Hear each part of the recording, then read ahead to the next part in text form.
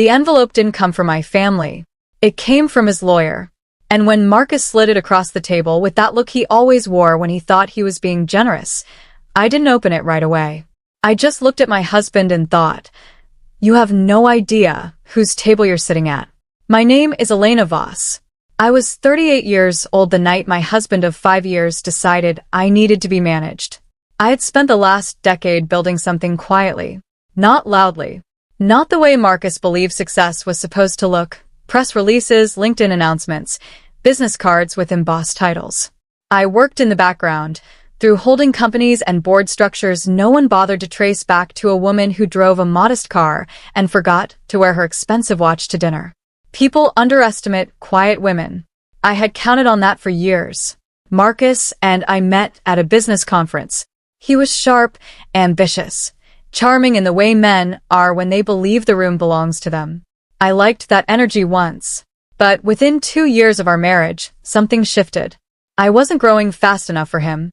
I worked from home, kept flexible hours, seemed to have no clear boss, and in his world, that meant I had no real future. He started calling it your little projects. Then he started calling me a failure, not cruelly at first, just casually. The way people say things they've decided are simply true. "Elena, you had potential. You just never committed to anything real." That sentence, at a dinner table, with his mother nodding along. I smiled, refilled my wine, and said nothing because I had already made a decision 2 weeks earlier that he didn't know about yet.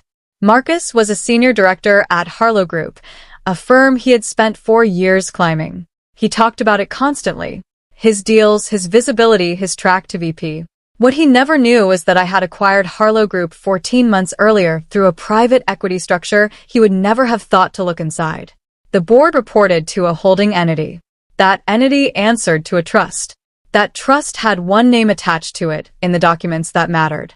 Mine. The night I found his messages to a colleague describing me as dead weight and the kind of woman who peaks at potential, I sat with that for a long time. Not in anger. In a strange, cold clarity. He had submitted a proposal that week recommending the board replace the company's current ownership structure with external investors. He believed the silent owner was a group of European funds. He had written, in his own words, that the current structure lacked decisive, visible leadership. He had recommended, in writing, that his own wife be removed from power. He just didn't know it was her. His lawyer's letter arrived on a Friday. Marcus presented it over dinner like a solution he was proud of, a post-nuptial agreement that quietly restructured our finances, limited my claims on his career trajectory, and included language about my lack of professional contribution to the household. He pushed it toward me with 2 fingers and a patient smile. "It's better for both of us, Elena. You've never been the career type. I need someone who matches where I'm going."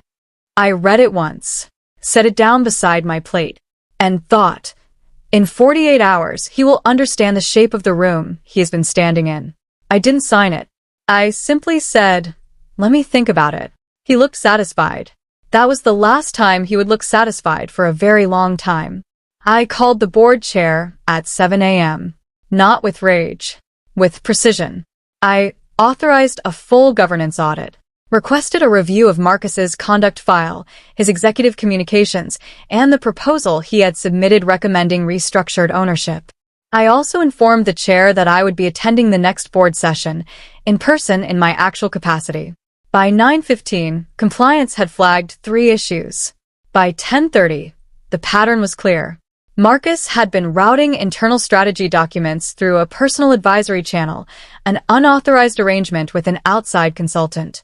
He had also submitted 2 expense claims tied to a private legal review of the company's ownership structure. He had been trying to identify the silent owner. He had been looking for me without knowing it. At 11 a.m., Marcus was asked to report to an internal review meeting. At 11:42, he was informed that the meeting was not about strategy. At 12:15, he learned that the company's silent primary stakeholder had been made aware of his conduct and had authorized the review personally. I was told he asked 3 times who the stakeholder was.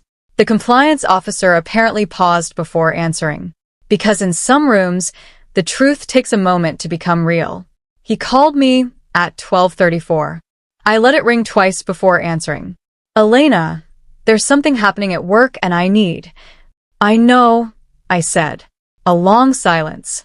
You're the owner. Yes. What followed wasn't anger. It wasn't even an apology.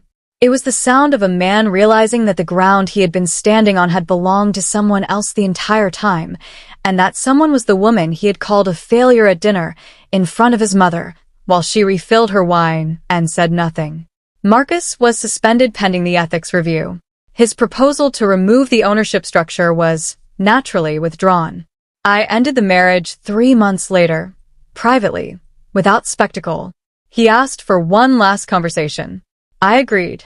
He sat across from me and said, "Why didn't you ever tell me?" I looked at him for a long moment, and then I told him the truth. Because I wanted to be loved for who I was, not for what I owned. You chose to love neither. He had nothing left to say to that. I walked out. The car I drove was still modest. The watch I wore was still understated.